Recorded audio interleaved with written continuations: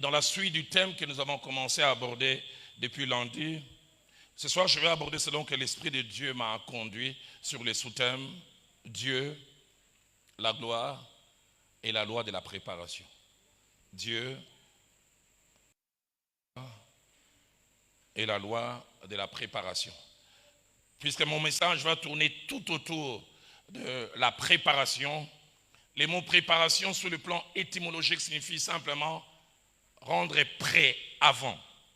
Rendre prêt avant. Mais les mots préparation cachent quatre significations. Trois significations. La première, c'est disposer au mieux une chose ou la rendre prête en vue d'une utilisation proche. Disposer au mieux une chose ou la rendre prête en vue d'une utilisation proche. Quand il y a opération dans la salle d'opération, les personnels qui sont attachés aux chirurgiens préparent bistouri, toute autre chose, parce qu'ils savent qu'il y a bientôt une utilisation.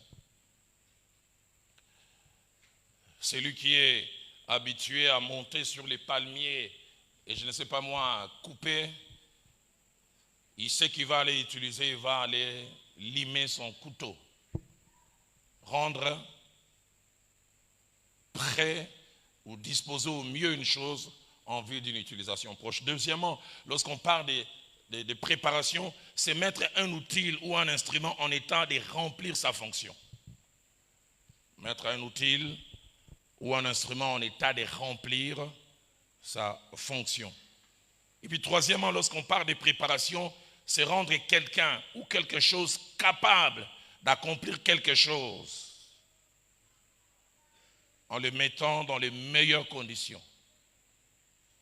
On parle de la préparation d'une équipe de football. Ils vont aller jouer, ils se préparent. Et 9 vérités que je vous prie de noter ce soir concernant la préparation. La première en rapport avec les temps. La préparation se fait au présent, mais vise l'avenir. Elle se fait au présent, mais elle vise l'avenir. Les actions attachées à la préparation sont faites aujourd'hui, mais la finalité, c'est le futur. Dans Jean chapitre 14, au verset 2, Jésus-Christ, avant de quitter ses disciples, leur dit, il y a beaucoup de demeures dans la maison de mon Père. Il dit, si cela n'était pas, je vous l'aurais dit, mais il dit, je vais vous préparer une place. Les actions que je vais poser, c'est maintenant. Mais l'utilisation, ça sera pour plus tard. Deuxième principe important attaché à la préparation influence et influencera toujours la qualité et la quantité des résultats futurs. La quantité ainsi que la qualité des résultats que nous pouvons avoir ou espérer dans le futur dépendent de la préparation. Et il est étonnant des fois de voir comment Dieu prend le temps. Des fois pour un seul match de 90 minutes, une équipe peut se préparer des semaines et des semaines. Je me souviens du combat à Liforeman, combat de 12 rounds. Mais ils sont venus ici, ils se sont préparés quasiment 30 jours pour 90 minutes. Dans Esther chapitre 2, verset 12, un concours avait été lancé à Suse pour que l'on puisse remplacer la reine. Mais étonnant, pour une seule nuit avec le roi, 12 mois de préparation. Une seule nuit, mais 12 mois. Et durant ces 12 mois, Esther chapitre 2, verset 12 dit, 6 mois à se mettre l'huile, des myrrhes et 6 aromates et des parfums. J'aimerais dire à quelqu'un, laisse Dieu t'utiliser. Mais laisse-le surtout te préparer avant l'utilisation. Troisième principe important, dans la pensée de Dieu, la préparation a un temps. Et Dieu aime qu'elle se fasse au bon moment, avant notre utilisation et avant notre exposition. J'aimerais dire à quelqu'un, j'en parlerai encore mieux tout à l'heure, tu n'as aucune idée, certaines choses que tu es en train de vivre maintenant sont une préparation. à quelqu'un qui est devenu pasteur titulaire avec une église qui est glorieuse, merveilleuse, je pense à sa préparation. Il n'a jamais prêché à l'église. Il était à la porte écrivant les noms des gens, les faisant entrer et sortant. J'imagine quand il entrait, il sortait, il dit « Nkola benganga toi benganga te. Oh, Moussala Nzambe to huissier. » Aide-moi à dire préparation. Sur qui m'a dit préparation, dans un faveur de Dieu. Est-ce que moi j'ai cité le nom de quelqu'un?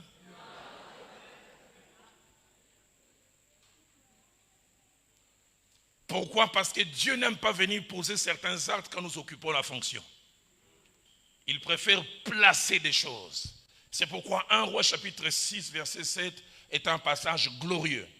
Qu'est-ce que la Bible dit? Lorsqu'on bâtit la maison, on s'est servi de pierres toutes taillées. Une autre version dit toutes préparées. Dieu dit la préparation se fera là, mais l'utilisation se fera ici.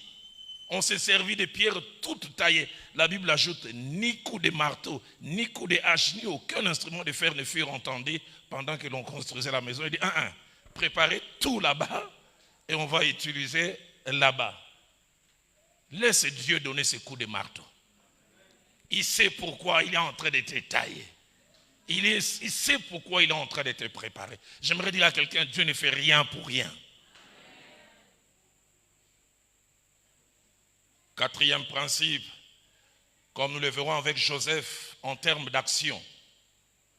La préparation vise toujours deux choses. Premièrement, la préparation vise à enlever des choses en nous qui sont inutiles et qui peuvent être préjudiciables quand les moments de la gloire et de l'exposition arrivent. Dieu dit, il ne peut pas aller vers la gloire avec ça. Je vais l'amener vers l'exposition, mais ça, je dois enlever. Et deuxièmement, la préparation a comme deuxième action ajouter des choses nécessaires et incontournables, mais qu'on n'a pas ou qu'on n'a pas encore. Dans Daniel chapitre 1er au verset 5, j'aime bien surtout que le timing est limité. Ces jeunes gens de familles nobles, ces jeunes gens sans défaut corporel sont arrivés comme esclaves à Babylone. Et les rois, comme finalité, dans 3 ans, je vais les mettre à mon service. Mais avant 3 ans, il fait ce qu'on appelle des inputs. Je vais mettre en eux les Chaldéens. Ils apprennent l'alphabet. Je vais ajouter des choses. Non, ils ne peuvent pas être à mon service sans ces choses. Je prie que mon Dieu enlève des choses en toi et ajoute des choses en toi. Il y a quelqu'un que Dieu va bientôt exposer, mais il est en train de faire ces deux mouvements. Enlever des choses et ajouter des choses. Quelqu'un me parlait de la sculpture qu'il y avait à l'époque. Nous, on a grandi à l'époque de la foire. Il y avait ces cantiques que l'on chantait quand on était petit. Les 2 juillet, biso tembe dans la foire. Ah, la jeunesse, c'était bien.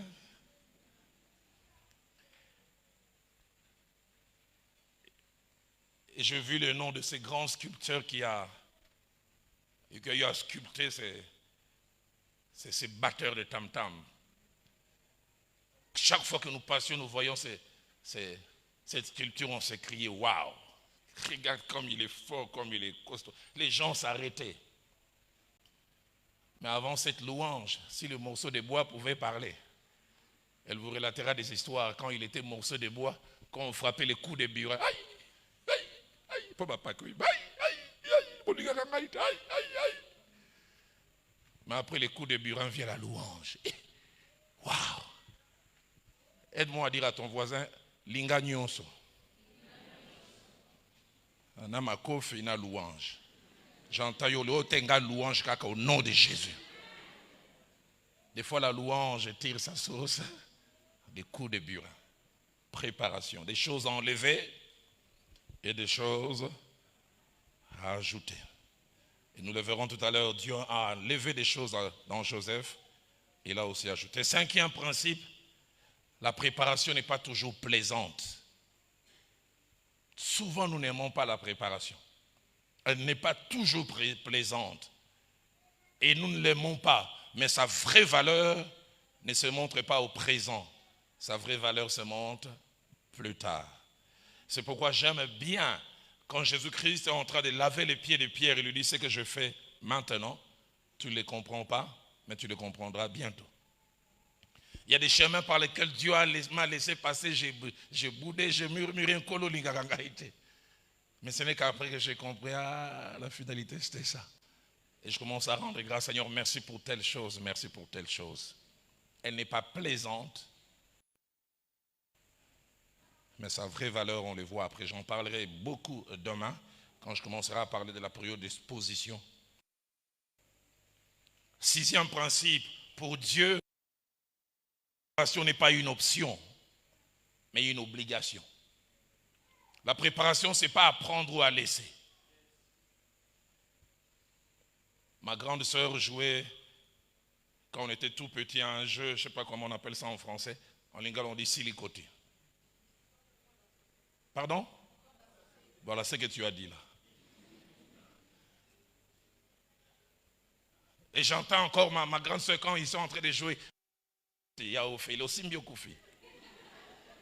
C'est au lingué, au côté. Mais la préparation, ce n'est pas au lingué, au côté. C'est où tu l'as ou tu ne l'as pas. Pas une option. C'est une obligation. Et la préparation de Joseph a duré 13 ans. Genèse chapitre 37, verset 2 nous montre qu'il avait 17 ans quand il est allé voir ses frères. Mais puis après, il nous a montré qu'il avait 30 ans lorsqu'il a apparu devant Pharaon. 17 ans. 17 ans. Mon pasteur, le frère Jacques-André Vernon, disait ceci: l'absence de préparation entraîne ou entraînera toujours des conséquences. J'ai jamais oublié le feu maréchal.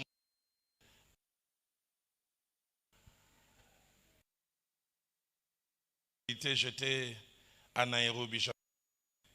J'avais honte d'être congolais. Je vois ce ministre qui est à la tribu des Nations Unies. Il est en train de lire son discours. Il a posé 2 actes. Je dis, ça c'est l'absence de préparation. Pardonnez-moi de citer le nom. Je dis, Kengo Wadonda pour ça les Lokaboit. Il devait tourner les pages. Il fait.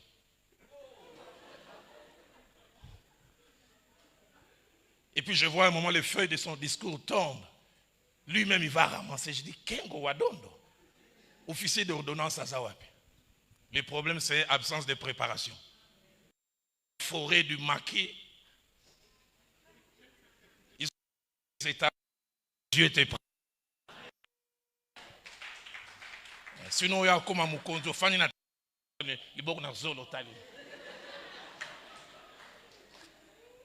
Tout ça parce que tu n'as pas été préparé. Aide-moi à dire à ton voisin, laisse-toi préparer. Maman, merci, je dis aussi Amen. Le pasteur Vernon disait cette phrase que j'ai notée: celle ou celui qui refuse la préparation subira la correction et la réparation. Celle ou celui qui refuse la préparation va subir la correction. Jeune fille, toi qui aspires au mariage, prépare-toi.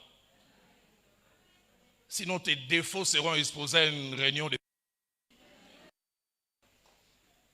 J'étais un jour à une réunion des familles. Les maris disent, maman, est-ce que vous bongissez ça mon anabino? On est commis même aveugle, on a rouge partout.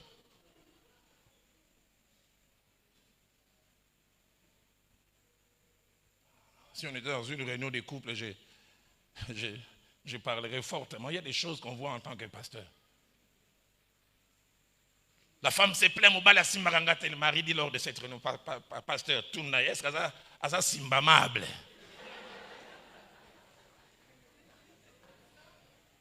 J'aurais été dans une réunion de couple, j'irai en détail.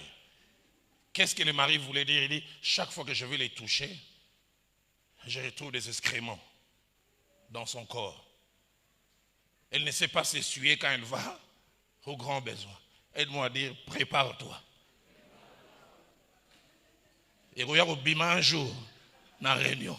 Celui qui refuse la préparation aura droit à quoi? La correction est... Alors refuse la correction et la préparation. Il refuse plutôt la correction et la réparation. Si tu veux refuser, ça fait quoi?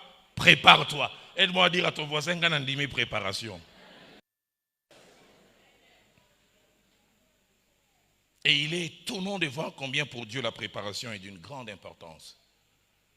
Il s'appelait Saül. Il a été culbuté roi sans préparation. On l'a pris rapidement. Et regardez tous les ratés qu'il a eus. Les jours où il doit accéder à la royauté, il doit se cacher derrière les bagages, on va les chercher. Parce qu'il n'a pas été préparé, il ne sait pas gérer la pression. Samuel lui avait promis, je vais venir et je prierai pour l'armée d'Israël et puis vous allez aller combattre. Et il attendait, Samuel tardait, la Bible dit le peuple commençait à lui faire pression. Absence de préparation. Et Dieu les rejette. Malgré que Dieu a rejeté Saül, et il a déjà choisi David, et Dieu dit, si je place aussi David sans préparation, David sera un Saül bis. Il a déjà rejeté Saül, mais il garde 13 ans, il prépare David. Pourquoi? Parce qu'il sait que quels que soient les dégâts que Saül va faire en 13 ans, si je place quelqu'un de préparé, il saura réparer ça rapidement. Mais si je place encore quelqu'un de non préparé, on ira de dégâts en dégâts. Tape-toi la poitrine et dis, Seigneur, prépare-moi. Dans Psaume 89, au verset 19, la Bible dit, et c'est cet homme de Dieu qui parle de la vision que Dieu lui avait donnée sous l'appel de David. Il dit, alors tu parles dans une vision à ton bien-aimé. Et tu dis, j'ai prêté mon secours à un héros. La phrase se termine en disant, le verset plutôt, j'ai élevé du milieu du peuple un jeune homme. Les mots élevé là en hébreu ne fait pas dire prendre d'en bas et faire monter. Ça veut dire éduquer. J'ai éduqué. J'ai fait passer par la formation. Encore et gloire, mais éduque-les. Prépare-les. Travaille-les. J'aimerais dire à quelqu'un, tous les chemins par lesquels tu es en train de passer, ce n'est pas inutile. Tu les comprendras très bientôt. Je disais même aux frères qui étaient derrière, tout au long du chemin, on est resté bloqué dans des embouteillages. Les seuls cantiques qui montaient dans mon cœur, c'est celui que j'ai trouvé quand on chantait. Et dans mon cœur, je disais, dès que j'ai fini, on va chanter ça. Bon, tu as déjà introduit, on va revenir sur ça. Je serai couronné, mais quand? Mais après, non, ce combat n'est pas éternel. Septième principe, quelle que soit sa longueur, la préparation n'est jamais un processus éternel. J'aimerais vraiment le répéter. Quelle que soit sa longueur, la préparation n'est pas un processus éternel. Elle a un début et puis elle a une fin. J'aimerais dire à quelqu'un, très bientôt, Dieu va dire, ta préparation est finie, c'est l'étape de l'exposition. J'aimerais dire à quelqu'un, ces jours arrivent. J'aimerais dire à quelqu'un, comme Élie avait dit, j'entends les bruits qui annoncent la pluie. Moi aussi, j'entends les bruits qui annoncent ta gloire parce que ta préparation est finie. Ta préparation tend vers sa fin. Je l'ai dit, Genèse 37, verset 2, il avait 17 ans, Dieu a commencé à le préparer. Mais Genèse 41, verset 46, Joseph était âgé alors de 30 ans lorsqu'il se présenta devant les pharaons. J'aimerais dire à quelqu'un, bientôt Dieu doit dire, exposons-les. C'est pourquoi j'aime quand 1 Pierre chapitre 5 au verset 6 dit, humiliez-vous sous la main puissante de Dieu, afin qu'il vous élève quand au temps convenable. Et Dieu m'a envoyé ce soir comme un prophète pour dire à quelqu'un, ton temps convenable arrive. Ton temps convenable arrive. Je voudrais non seulement te le dire, mais te le crier. Ton temps convenable arrive. Parce que ta préparation n'est pas éternelle. Ta préparation n'est pas éternelle. Huitième et avant-dernier principe, c'est qu'il y a en général deux sortes de préparation. Premièrement, il y a une préparation consciente. Dieu nous les fait savoir, ou nous les savons que nous sommes en train d'être préparés. Daniel 1,5, la Bible dit que ces jeunes gens ont été appelés. On va vous préparer durant 3 ans. Ils savaient, ils connaissaient même les timings. Et après ces 3 ans, vous serez au service du roi. Ils étaient conscients de cela. Mais deuxièmement, il y a une préparation inconsciente. Dieu ne te le dit pas. Mais tous les chemins par lesquels il te fait passer, c'est pour t'équiper. Et Joseph a connu une préparation inconsciente. Il vivait des situations, il devait penser que c'est la méchanceté des hommes. J'en parlais tout à l'heure, les gens qui l'oublient. Non! Dieu est en train de les préparer. Dieu est en train de l'équiper. J'aimerais dire, pour tout véritable enfant de Dieu, rien ne se fait au hasard. Et la Bible dit, toute chose concourt, toute chose travaille, toute chose coopère pour le bien de ceux qui aiment Dieu. Quand Dieu voit qu'il va finir par utiliser David comme roi, première étape de la préparation, il met dans le cœur de son père de l'amener à s'occuper des brebis. Papa Linganga, mais Dieu voulait inculquer des valeurs. Pourquoi? Parce que la pensée du berger, c'est de réfléchir à la place des brebis.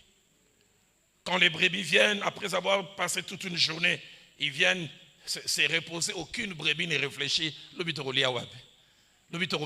le travail du berger. Aujourd'hui, je les ai amenés là-bas. Il n'y avait plus beaucoup d'herbe.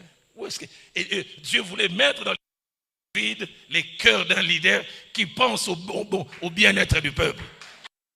Pas à lui. J'aimerais dire à quelqu'un, mon Dieu te prépare. Ces choses par lesquelles tu passes, tu ne sais pas. Et quand Dieu estime que cette leçon a été apprise, deuxième leçon, c'est gestion des ressources humaines. 1 Samuel chapitre 22, verset 1 à 3, nous dit tous ceux qui avaient des créances, tous ceux qui avaient des dettes, tous ceux qui étaient malheureux, vinrent autour de lui et devinrent leur chef, 400 personnes. S'ils étaient de mon époque, de l'époque où j'ai grandi, entre 1969 et 75, tous ces gens, leur nom s'est terminé par os. Ngotos, Kikotos, Yangotos, Ngangakos, des Yankés. Des gens sans foi ni loi.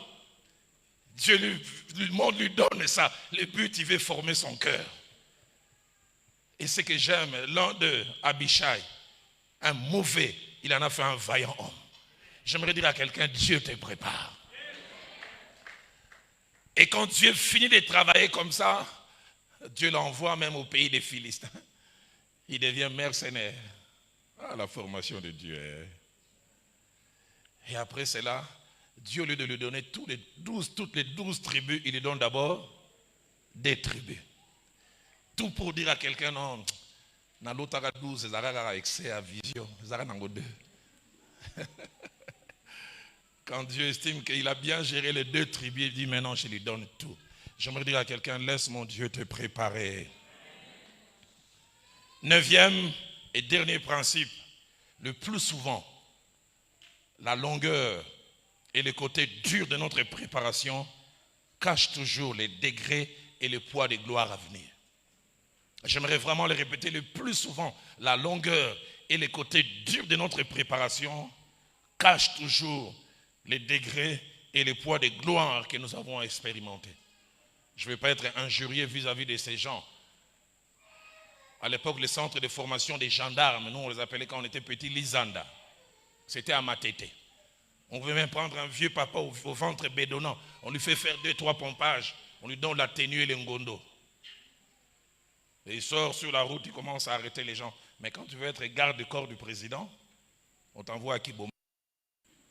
24 mois. On te fait passer sur des choses. Tu as l'impression que tu vas mourir. On ne forme pas un Lisanda de la même manière qu'on forme un garde du corps du président. J'aimerais dire à quelqu'un, quand tu vois ta préparation être dure, tu n'as pas besoin de prophète. Tu dois savoir,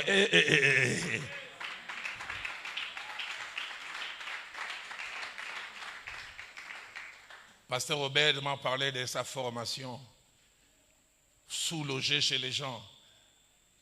Ou des fois tu fais presque les domestiques, tu ne portes pas les noms, mais tu es presque ça. Plein de promesses de Dieu. Des fois tu commences à dire, est-ce qu'un colombe taloba ou bien gamo mna yoga? Je me souviens d'un frère qui souffrait tellement. Un jour à la fin de l'réunion, il dit, pasteur, bafato ba témoigner quand. Namo de bangon kolonzambe mutajera ba prière na bango yanga za ange. Fais un ange Gabriel. Fais un ange Gabriel da gérara yangaï. Je me dire à quelqu'un, laisse-toi préparer.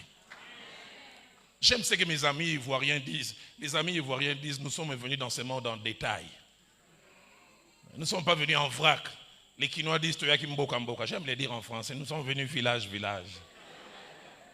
Chacun est venu seul. C'est pourquoi ne regarde pas le parcours de ton ami. Seigneur, pourquoi lui ne connaît pas ça? Dieu sait ce qu'il fait avec toi. Pourquoi chez lui c'est facile? Pourquoi Dieu sait ce qu'il fait avec toi? J'ai durant un moment entre 2002 et 2006 souffert quand j'étais avec mes amis. Pasteur Kali, mon jeune frère Rémi, tous ceux avec qui j'ai fait le premier pas dans la foi. J'avais l'impression, je dis, mais Dieu. Aujourd'hui, quelques années après, je comprends. Quand Dieu a permis que Philadelphie commence, ça a commencé différemment de eux tous. En si peu de temps, Dieu a permis qu'on ait plus de résultats que j'ai jamais oublié. Philadelphie commence une année après, une église qui avait plus de 10 ans. Il nous envoie un courrier, demande d'aide. N'a eu courrier, n'a bien mon papa. Ils sont à 2 ans, bino, j'ai jamais oublié. Philadelphie faisait mon abota manaminou.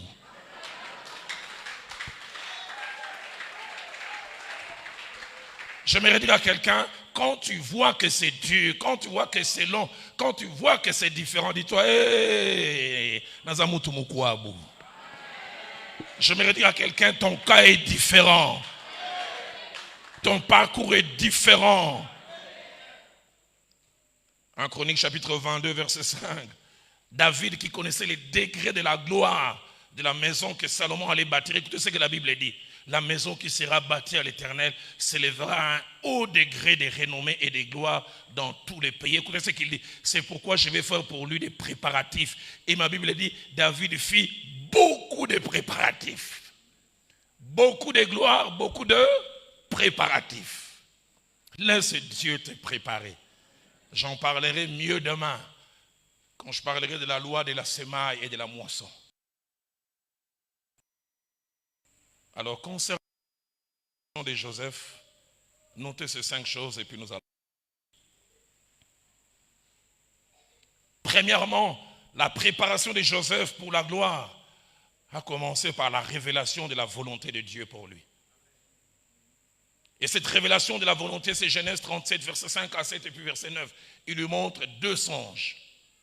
Où dans le premier, il voit des gerbes qui se plient devant la gerbe qui appartenait à Joseph. Et puis il voit le soleil, la lune et les étoiles qui viennent s'agenouiller devant lui. Ça, c'est le premier pas vers la préparation. J'aimerais dire à quelqu'un, le Dieu de la Bible n'a pas honte de parler des choses qui vont arriver demain avant. Et je voudrais dire à quelqu'un ce soir, je ne sais pas ce qu'il t'a dit, crois en ce qu'il t'a dit, attache-toi à ce qu'il t'a dit. Pourquoi ne laisse-t-il pas ce jeune homme venir découvrir ces choses? Il aurait pu les laisser. Il lui parle avant pour placer des choses dans son cœur. J'aimerais dire à quelqu'un comme Isaïe 44, verset 7 dit, notre Dieu, c'est le Dieu qui fait des prédictions.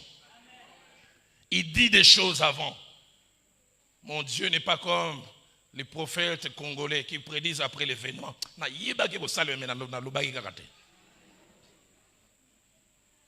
Le but de Dieu, en nous parlant avant comme il a fait avec Joseph, c'est pour 3 choses. Premièrement, nous informer, nous faire savoir. Et quand je préparais ce message, Dieu me disait, il y a plusieurs ici à qui Dieu a fait savoir des choses.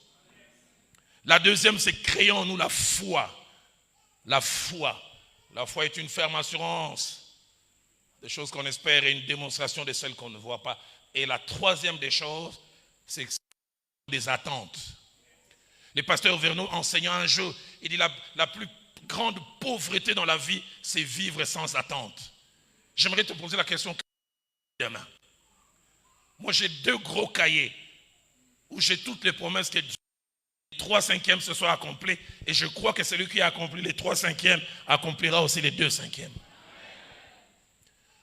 Il lui montre ces 2 choses, enfin qu'il attend de cela. Et quand j'ai préparé ce message ce matin, Dieu m'a dit, Roland, dis à mon peuple qui s'attendent à voir ce que je leur ai dit s'accomplir.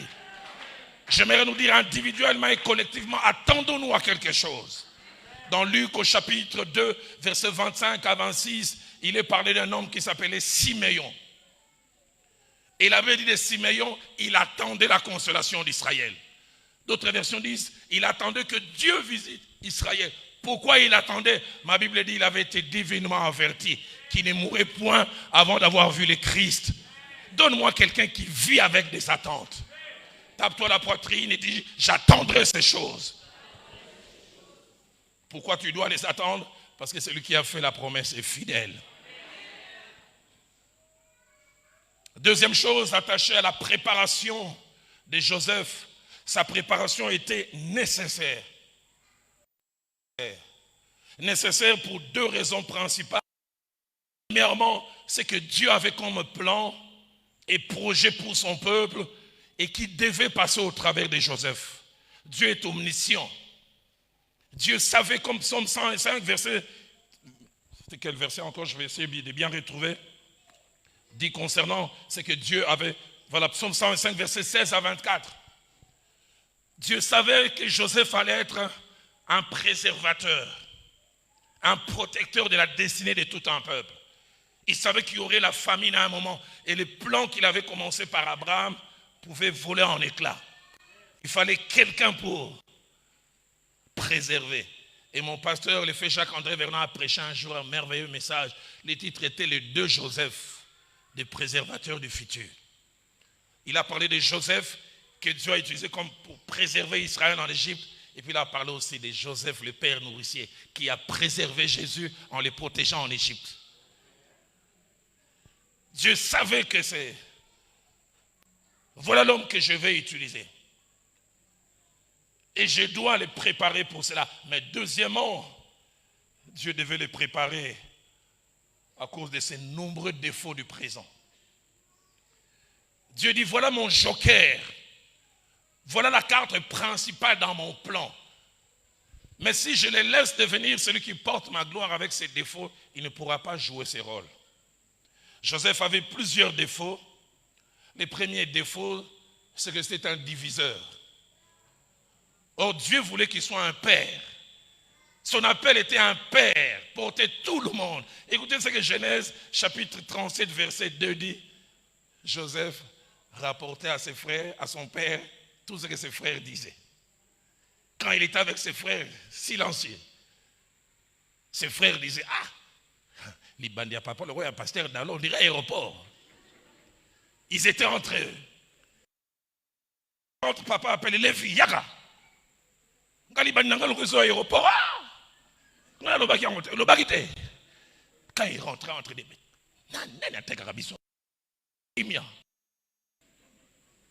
mais vous savez pourquoi? Quand même,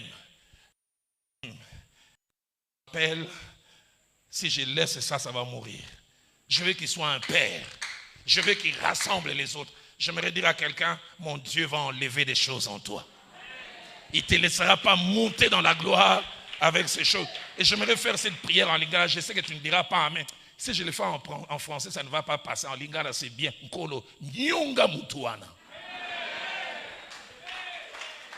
Pasteur Trésor, il y a ma français, ma flamboyant, et puis étudiant en droit. En français, on dira quoi? Nyong.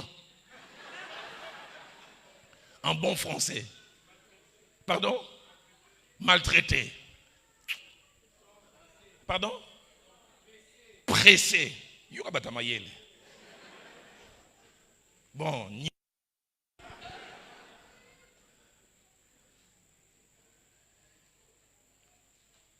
Deuxième des choses pour lesquelles Dieu devait travailler en Joseph, il manquait de sagesse. Le manque de sagesse de Joseph, il pensait que tout ce qu'il sait, il doit le dire. À dire. Un, ses frères ne l'aiment pas. Il le sait. Il n'a qu'au déjà. Il ne te porte pas à cœur parce qu'il sent que papa t'aime beaucoup. Et il fait un songe. Dans ce songe, c'est lui qui est élevé. Et les autres sont abaissés, il vient avec sourire. Ruben, Boyanana. Lévi. Naloti. Oui, bindo tango. Oui, bindo tango. Binonio se nassé. C'est comme si vous voulez les dites amen. La Bible dit, il les haïr encore davantage. Il ne tire pas la leçon. 2 jours après, bah, il y a déjà. À l'autre, il soit benga, angaye, bandoto, na lukarango te soya yangubo. Na l'autre, il est Dieu dit, celui-là, je ne vais pas lui confier toutes ces choses avec cet art. C'est pour ça que j'ai dit encore, mon Dieu, nyongle. Maltraite, hein? Presse. 3e vocabulaire. Pardon? Torture, ça m'a cassé quand même. Travaille en lui. Presse-le.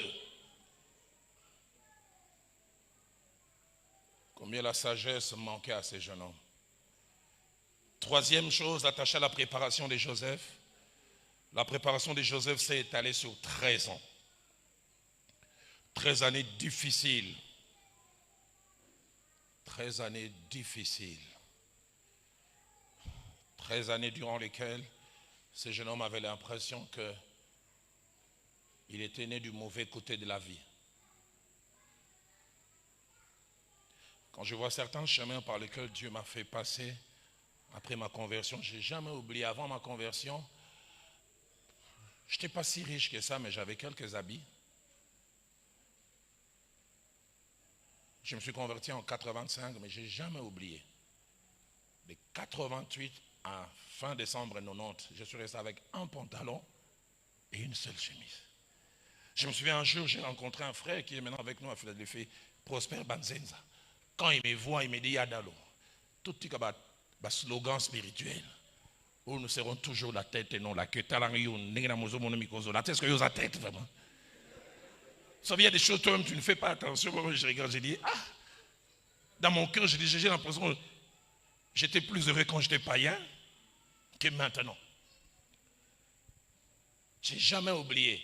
J'arrive à Nairobi en janvier 97.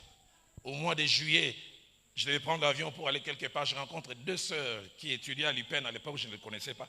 Elles m'ont dit des choses que je ne savais pas. Elles m'ont dit frère Roland. Parce que quand quelqu'un m'appelle frère Roland, je sais m'imaginer à quelle époque il m'a connu. Il dit qu'on était étudiante à l'UPenn, on t'appelait frère Vitalo. Pourquoi? Parce que j'avais une chemise blanche que je portais durant 2 ans. Et j'aime souvent dire, cette chemise, je l'ai adaptée selon les circonstances. Quand je l'avais acheté, elle était manche longue, elle avait une sorte de col qui pendait là. Mais à force de laver, ça s'est ouvert ici. Comme on peut, aux examens d'état, j'ai biffé les mentions inutiles. C'est devenu col Mao. À force de laver, ça s'est ouvert là. J'ai coupé les parties, manches courtes. Donc, c'est le dernier visage de ma chemise n'avait rien à voir avec sa sortie à l'usine. Quelqu'un a dit la souffrance rend créatif. Mais je n'ai jamais oublié 1990, les Léopards jouaient au Maroc. Je n'ai jamais oublié, il y avait un joueur de Léopards à l'époque, Morsolo Tonadio. On avait fait 1-1 Congo-Maroc. Zaïre, à l'époque c'est Congo-Maroc, Zaïre. 88 exactement. Et je devais aller prêcher à une réunion de la jeunesse. Et les Léopards jouaient. Et puis on marque. Oh!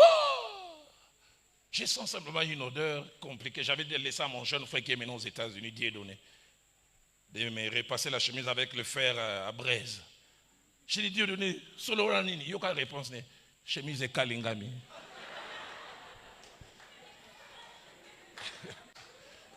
Je viens voir ma chemise avec une grosse trou. La seule chemise, Pasteur Robert, na lele l'amondie papa Koufi.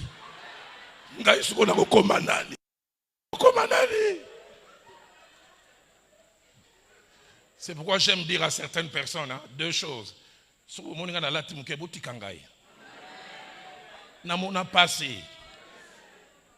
dire à d'autres aussi, j'ai un corps qui parle. Votre corps ne parle pas. Même les autres, on a latino qui nous ont dans le vieux. Comment on s'appelle Sanga? Ta musique.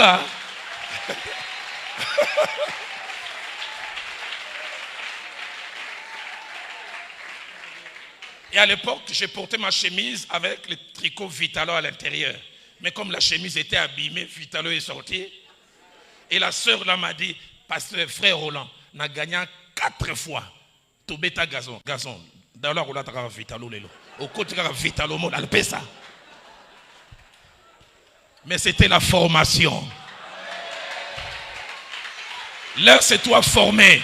Aide-moi à dire à ton voisin, laisse-toi former.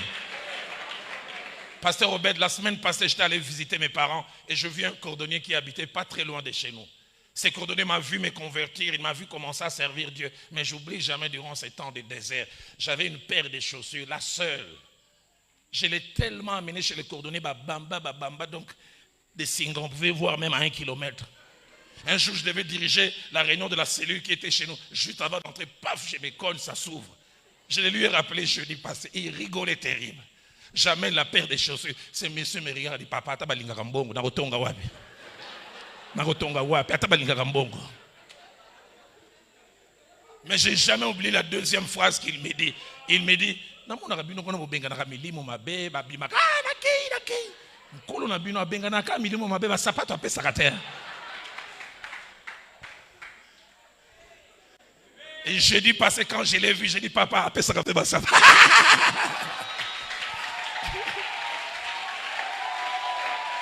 Mais apesa kana tangu na ye. Apesa kana tangu na ye.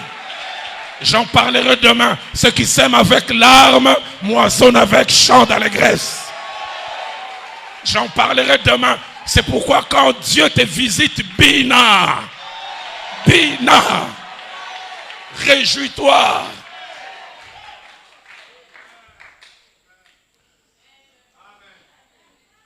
Quatrième chose, et je vais aller vers ma conclusion. La préparation de Joseph n'a pas été facile. Elle s'est faite en plusieurs étapes. La première étape de la préparation de Joseph, Genèse 37, 23, on lui a ôté sa tunique de plusieurs couleurs. Quand Dieu veut nous préparer des fois, il nous ôte ce que nous croyons être important. Dieu va t'enlever ta crédibilité. Dieu va t'enlever ton honneur. Je me souviens de cet homme qui a dit, pasteur, avec toutes les promesses de Dieu, j'étais logé chez quelqu'un. Il utilisait ces termes que les Quinois utilisent aussi aujourd'hui beaucoup. Salomon. Il dit, il dit, mon sommeil, la longueur de mon sommeil dépend de quand les enfants vont se fatiguer de la télé. Mais de deux, quand ils vont dormir le plus tard. Soit ils battent la télé, ils 1 heure. Non, là, il y a 2 heures. Il dit, 5 heures, parce que quand la vie reprend normalement, je suis obligé de me lever au salon. Mais il sait que Dieu lui a parlé. Combien de fois Dieu permet qu'on nous enlève des choses?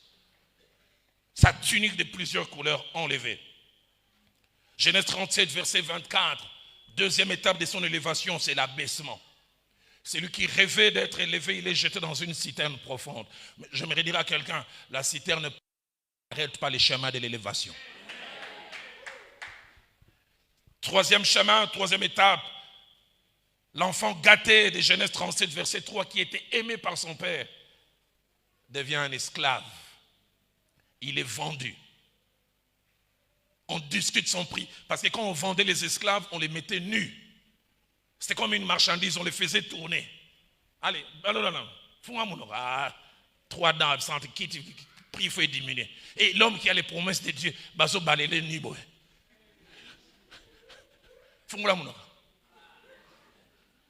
J'aimerais dire à quelqu'un, laisse Dieu t'amener par ses chemins.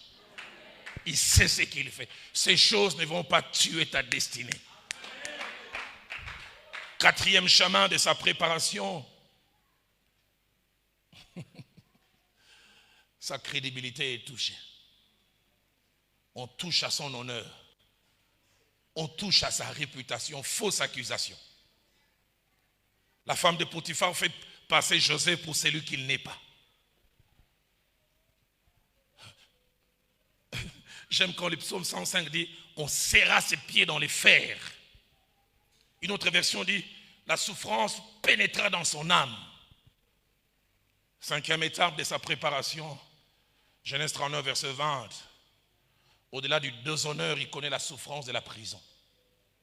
Un innocent, mais qui se retrouve en prison.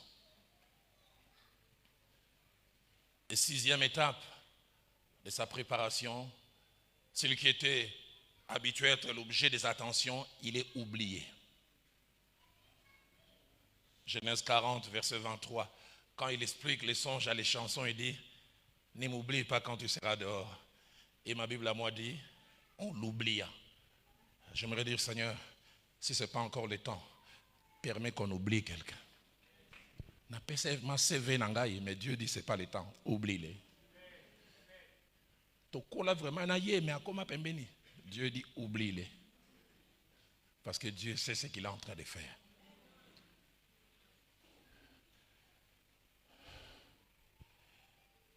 Notez ceci. Il y a des chemins incompréhensibles, inimaginables par lesquels Dieu nous amènera pour nous préparer avant la gloire. Des chemins. Hébreux chapitre 2, verset 9. Là, avait dit, celui qui a été abaissé pour un peu de temps au-dessus des anges, Jésus, nous le voyons couronné de gloire et d'honneur. La finalité, c'est le couronner de gloire et d'honneur, mais il abaisse. Il devient inférieur aux anges. Deuxièmement, il y a une attitude étrange de la part de Dieu quand il nous prépare, qu'il nous faut savoir avoir. C'est taire. C'est taire. C'est taire. J'aime quand Dieu a travaillé en Joseph. Joseph qui rapportait toujours tout ce qu'il avait entendu. Quand la préparation a atteint son comble, il sait désormais se taire. Vous savez, Joseph aurait pu détruire le mariage de Potiphar et sa femme avant d'aller en prison. Bah, mais il en prison, dit Potiphar, il est en prison, mais il est en prison. Vous savez, moi, 27 fois là, dans la salle de bain. Mais Joseph, maintenant, il a grandi, il fait quoi? C'est lui qui rapportait tout. C'est lui qui, quand il rêvait, il pensait qu'il devait. Maintenant, il sait se taire. Il a grandi. Le problème avec toi, tu parles trop.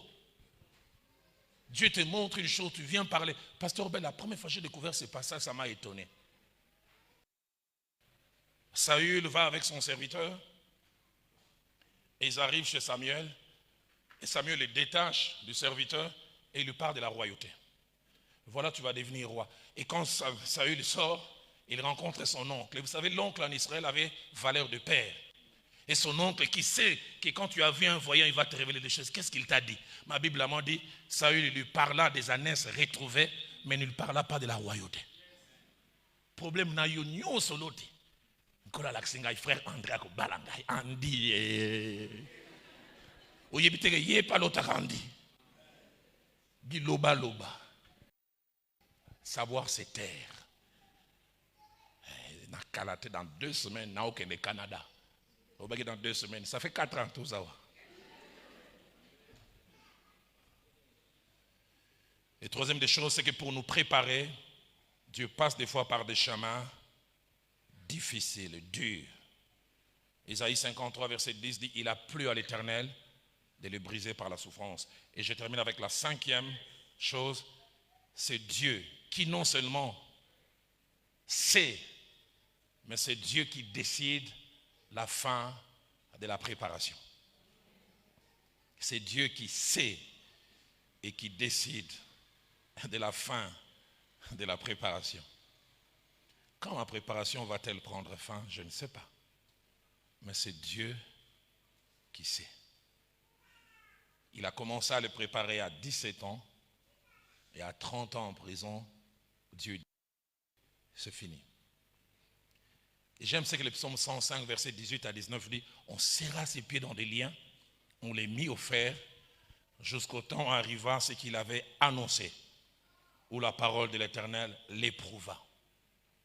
Ce que j'aime, c'est que quand Dieu estime que la préparation est finie, lui-même comme metteur en scène prépare les circonstances pour l'élévation. J'aime beaucoup ce que mon aîné à l'archevêque Diamant Kalonji disait. Il disait le succès, c'est quand la préparation rencontre l'opportunité. Pour tout celui que Dieu prépare, il finira par te donner une opportunité. C'est pourquoi j'aimerais les déclarer alors que je finis ce soir. Quand Dieu te donnera l'opportunité, tu ne la rateras pas. Parce que Dieu n'aime pas que sa préparation soit gaspillée. Il te prépare à dribbler le à dribbler le gardien. Et puis après, allez. Kamata. J'aimerais les déclarer comme un prophète, tu ne rateras pas ça.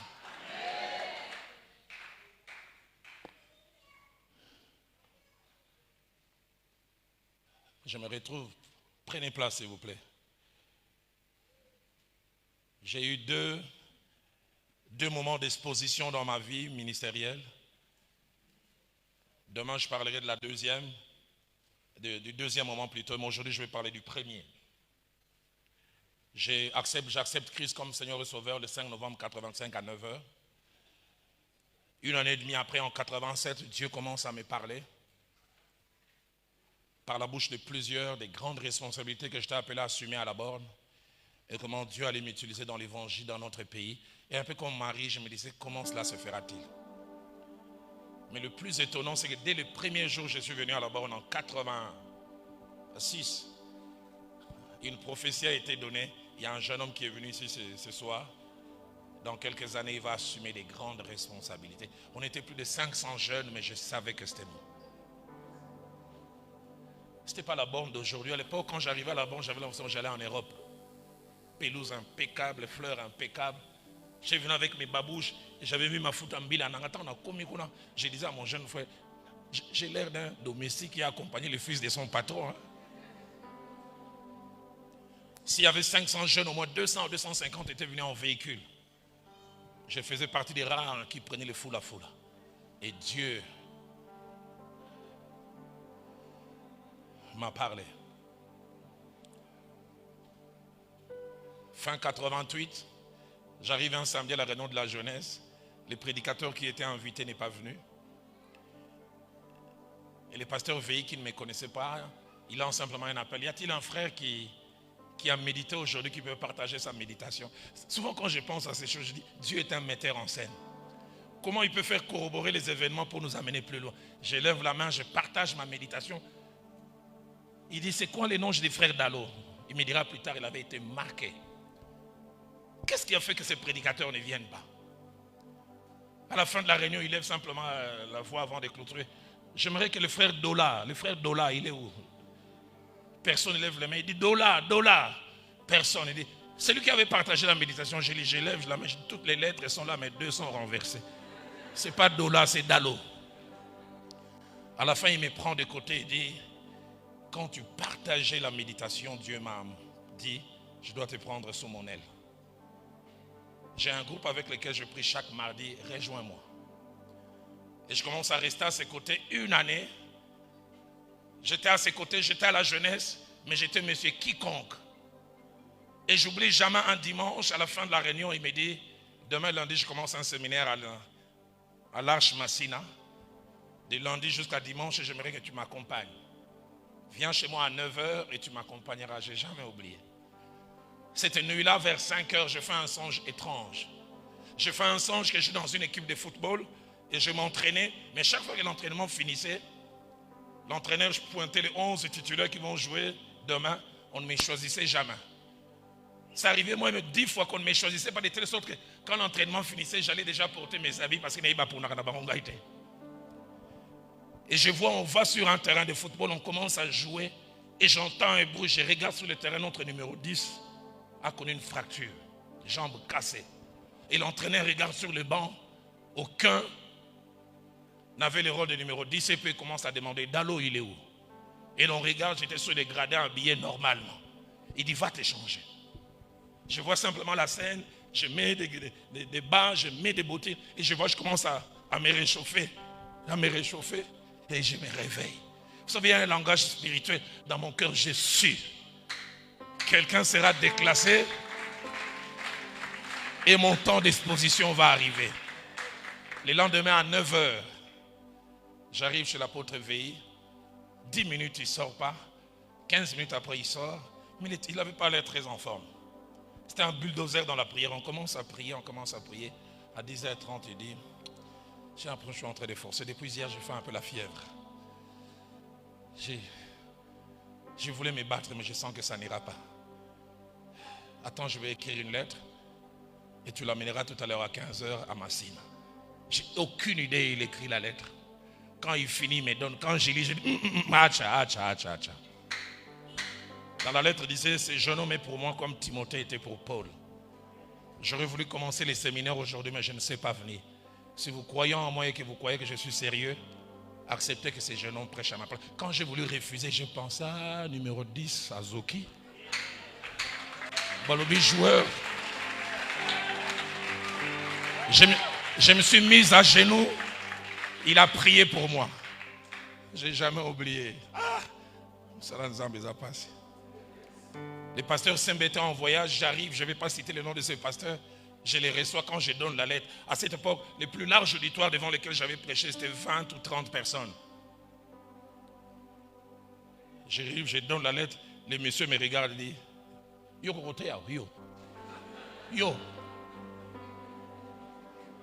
Petit bidou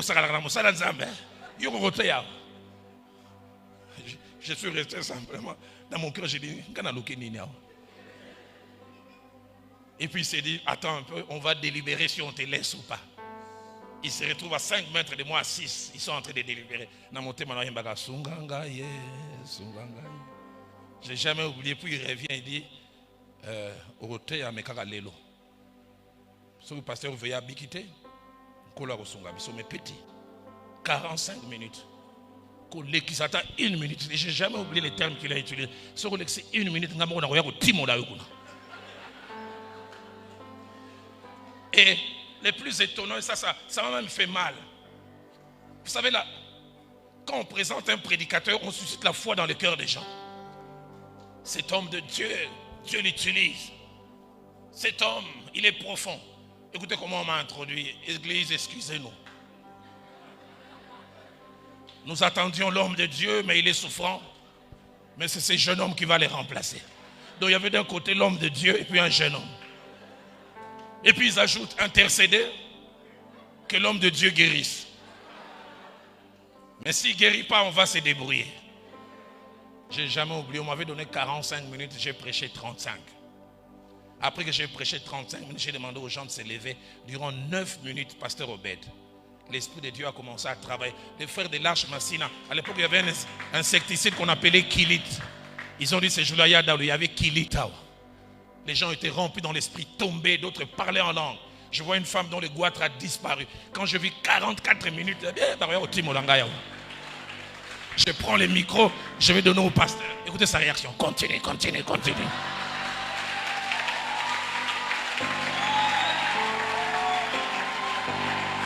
Et je continue le service. Et Dieu se manifeste puissamment. À la 65 minutes, j'arrête. Le pasteur reprend le micro. Écoutez sa prière. Père, nous te rendons grâce pour l'homme de Dieu que tu nous as envoyé.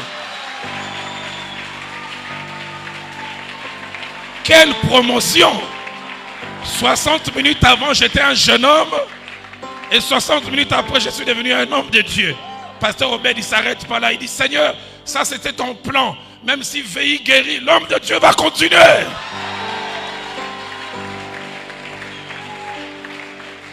Et je prêche de lundi à dimanche. Dieu s'est manifesté puissamment. Et mercredi, je reviens à la borne, assis sur le banc dans l'anonymat. Je ne savais pas que Dieu avait dit la préparation est finie, c'est le temps de l'exposition. Je n'avais jamais eu un entretien personnel avec le pasteur Vernon. Le pasteur Vernon fait l'étude biblique et il commet la même erreur que le pasteur VI. Il dit, il y a des champions ici à la borne, mais qui se cachent, qui vont faire des exploits ailleurs. Et on a appris ça. Y a-t-il un frère qui s'appelle Dola? Dola, tu es où? Dola. J'étais là. Frère Dola. Celui qui a prêché la semaine passée à Massina. Je lève la main, je dis, c'est moi, mais ce n'est pas Dola, c'est Dalo. Il me dit, vendredi prochain, tu vas prêcher ici. Je vois encore son terme. Et on va voir ce qu'il y a dans ton ventre. Et vendredi, je suis allé prêcher. Et 6 mois après, j'ai rejoint le comité de l'église de là-bas. Dieu ne te prépare pas en vain. Tous ces chemins, il est en train de te préparer. Naoumelaki. Katia Molili. Oh!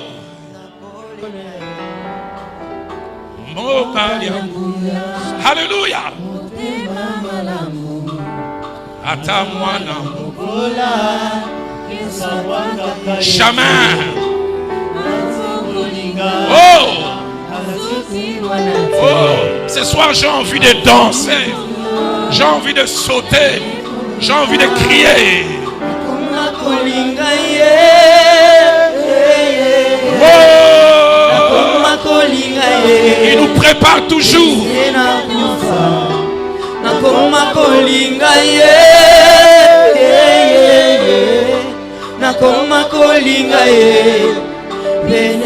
Disons-lui Biloka Mokili. Oh, j'ai envie de sauter. J'ai envie de crier. Oh. Oh. Alléluia. Oh. Asukipe wanate. Oh.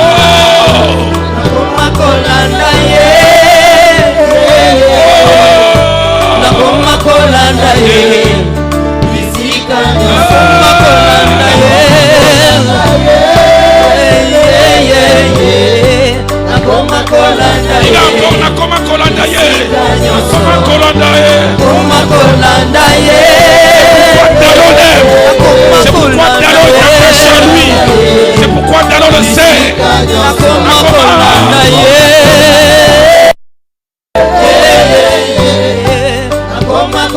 Alors dis avec moi, je serai couronné. Je serai couronné.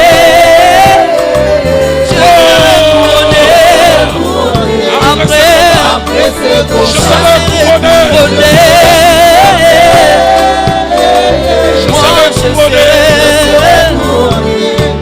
Après ce combat, je serai couronné. Je serai couronné.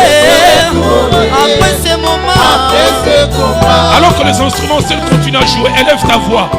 Avant que le pasteur Trésor vienne durant 5 minutes, qui nous conduise encore dans l'intercession, élève ta voix.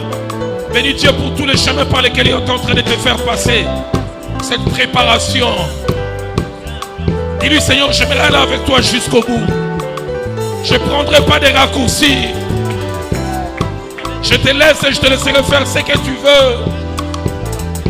Je te laisserai faire les choses à ton rythme. Seigneur, je ne comprends pas tout, mais je sais que tu travailles. Je ne comprends pas tout. Je me pose des questions. Et des fois même je murmure.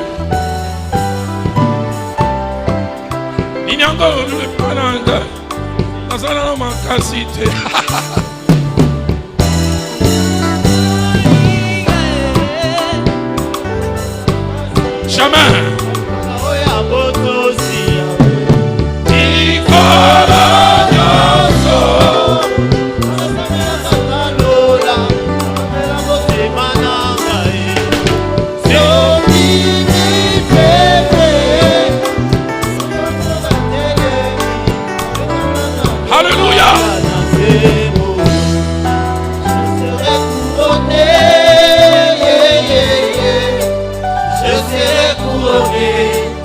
Après ce combat.